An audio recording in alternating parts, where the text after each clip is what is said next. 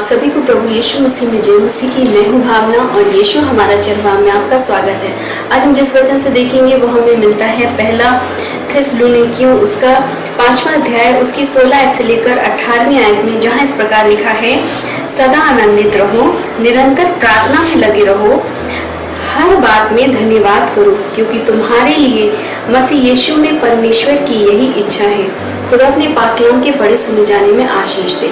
अजीजों, देखिए ये जो हमने पढ़ा है अध्याय, उसमें जो 16 से 18वीं आयत है कि उसमें परमेश्वर का 3 उपदेश है जो परमेश्वर चाहते हैं कि हम अपने जीवन में फॉलो करें। क्या चाहते हैं? सबसे पहली बात वो कहते हैं सदा आनंदित रहो। परमेश्वर चाहते हैं कि हम अपने जीवन में सदा आनंदित रहें, चाहे जैसी परिस्थिति हो, चाहे परिस्थिति अच्छी हो बुरी हो, लेकिन हमें परमेश्वर में आनंदित रहना है। हमें सांसारिक चीजों में अपने आनंद को नहीं ढूंढना है। लेकिन होता ऐसे ही है कि हम सांसारिक चीजों में आनंद ढूंढते हैं कि अगर हमारे पास ये है तो हम खुश हैं, अगर हमारे पास ये नहीं है, हमारे पड़ोसी के पास है, तो हम दुखी हो जाते हैं। लेकिन परमेश्वर अपने वचन में कहते हैं सदा आनंदित रहो। अगर हम सदा आनंदित रहने की बात करते हैं तो हम अगर बाइबल में देखते हैं तो बहुत से ऐसे कैरेक्टर हमको मिलेंगे कि जिन्होंने जितना दुख सहा, लेकिन वो फिर भी प्रभु में सदा आनंदित रहे। इसका खास एक उदाहरण तो हम अय्यूब के जीवन से भी देखते हैं कि अय्यूब के जीवन में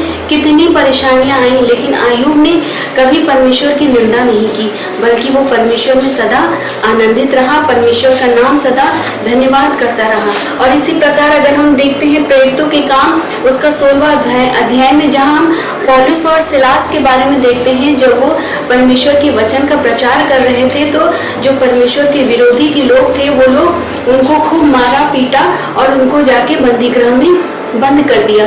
लेकिन फिर भी उन्होंने बंदी गृह में आधी रात को परमेश्वर का भजन किया, स्तुति बढ़ाई की, उसकी प्रशंसा की और उसमें ही वो आनंदित रहे। आज परमेश्वर भी हमसे यही चाहता है कि परिस्थितियां चाहे जैसी हो, हमें परमेश्वर में आनंदित रहना है। हमें हर चीज में उस आनंद को महसूस करना है परमेश्वर ने जो हमारे अंदर दिया है। अगर हम अपने आनंद को बाहरी चीजों में ढूंढेंगे तो हम कभी खुश नहीं रह सकते, क्योंकि हमें दोस्त हमें आनंद नहीं दे सकते, अच्छी मकान, अच्छा घर और रुपया पैसा हमें वो आनंद नहीं दे सकता जो आनंद हमें परमेश्वर दे सकता है। इसीलिए परमेश्वर हमसे कहते हैं कि सदा आनंदित रहो। और दूसरी आज्ञा परमेश्वर की है कि निरंतर प्रार्थना में लगे रहो। परमेश्वर हमसे कहते हैं निरंतर प्रार्थना में लगे रहने के लिए कहते हैं, लेकिन अक्सर देखा गया है कि जब मुसीबतें आती हैं तब हम प्रार्थना ज्यादा करते हैं, तब हम परमेश्वर के नजदीक ज्यादा जाते हैं, तब हमें ध्यान आता है कि हमें परमेश्वर से प्रार्थना करनी है कि हम इस परिस्थिति से निकल सके। लेकिन परमेश्वर अपने वचन में दूसरी आज्ञा में क्या कहते हैं? निरंतर हर वक्त हमें परमेश्वर से प्रार्थना करना है।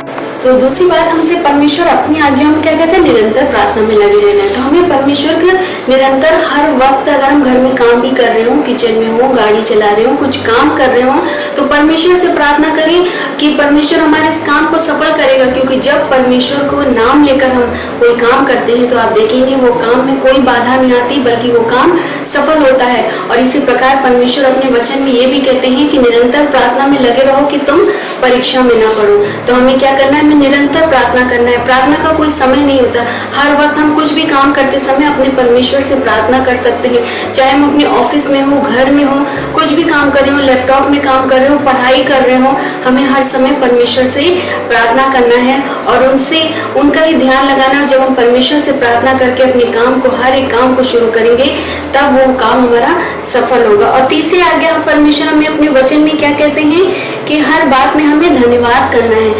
हम सब काम तो कर लेते हैं, लेकिन हम परमेश्वर का धन्यवाद करना भूल जाते हैं, क्योंकि हम परमेश्वर का धन्यवाद सिर्फ बड़ी बड़ी आशीषों में देखते हैं कि हमारे पास इतना पैसा है, बड़ी गाड़ी है, बड़ा घर है, तो परमेश्वर का धन्यवाद। लेकिन हम ये शायद भूल जाते हैं कि अगर आज हम जिंदों की जमीन पर पाए जाते हैं, 3 वक्त का रोटी खा पाते हैं, घर में चैन और सुकून से हैं, इस गर्मी के मौसम में घर के अंदर है, सारी सुविधाएं हैं, पंखा है, और इस खास तौर से इस कोरोना संकट में जिस प्रकार हमने देखा कि लोगों की जब ऑक्सीजन की कमी आई तो लोगों की मौत तक हो गई, क्योंकि उनको हॉस्पिटल में ऑक्सीजन नहीं मिल पाया।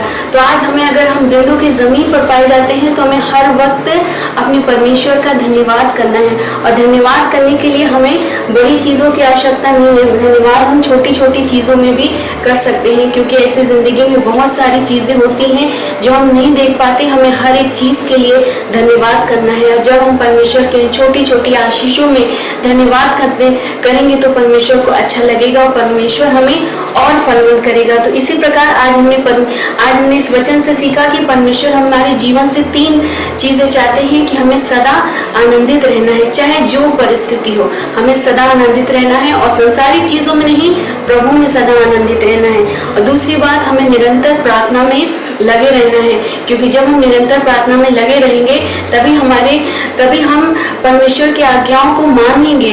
और तीसरी बात थी कि हमें हर बात में परमेश्वर का धन्यवाद करना है, क्योंकि परमेश्वर की यही इच्छा है कि हम हर एक चीज के लिए परमेश्वर का धन्यवाद करेगा। हम सुबह जिंदा उठते हैं तो परमेश्वर का धन्यवाद करें कि हम मर नहीं गए, मिट नहीं गए। ये परमेश्वर की महाकरुणा का फल है कि उसने हमें आज का दिन फिर से दिया। हर एक दिन, हर एक पल बहुत इंपॉर्टेंट है। अगर हम जी जाते हैं तो हमें परमेश्वर का सिर्फ और सिर्फ धन्यवाद करना, और जब हम धन्यवाद करेंगे तो परमेश्वर की हम आज्ञाओं को मानेंगे, और जो परमेश्वर को अच्छा लगता है। तो आपको आज डिसाइड करना है कि हमें क्या करना है।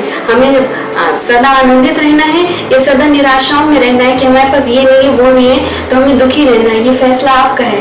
आपको हर चीजों को नहीं देखना है, बल्कि परमेश्वर का धन्यवाद करके आनंदित रहना है और परमेश्वर से प्रार्थना करना है, क्योंकि ऐसी कोई चीज नहीं है जो परमेश्वर के लिए असंभव है। क्योंकि हमारे लिए वो चीजें असंभव है, लेकिन परमेश्वर के लिए हर एक चीज संभव है। अगर आप अपने जीवन में निराश, परेशान हैं, हताश हैं, तो परमेश्वर से बातें कीजिए, परमेश्वर से मांगिए, तो आप देखेंगे परमेश्वर आपके जीवन में वो खुशियां खुद ब खुद देगा, लेकिन सही समय पर। क्योंकि परमेश्वर का हमारा ध्यान है, उसने हमें अपना बेटा और बेटी बनाए, और उसे पता है कि उसके बच्चों को कब किस चीज की जरूरत है। इसीलिए हमें परमेश्वर के निश्चित समय का इंतजार करना है, और जब तक हम इंतजार करते हैं हम परमेश्वर पर भरोसा रखें, निरंतर प्रार्थना में लगे रहे और आनंदित रहे। आशा करते हैं कि छोटा सा वीडियो आपको पसंद आया होगा। आप लाइक और शेयर जरूर कीजिए, और परमेश्वर की इन 3 आज्ञाओं को आज से आप अपने जीवन में फॉलो कीजिए, चाहे जो परिस्थिति हो। हर परिस्थिति में हमें आनंदित रहना है, परमेश्वर का धन्यवाद करना है, क्योंकि अय्यूब के जीवन से देखते हैं कि बहुत बीमार था, उसके साथ जाने क्या क्या हुआ, लेकिन वो फिर भी उसने परमेश्वर का धन्यवाद किया। तो हमें भी हर परिस्थिति में परमेश्वर का धन्यवाद करना है और निरंतर प्रार्थना में लगे रहना है। God bless you.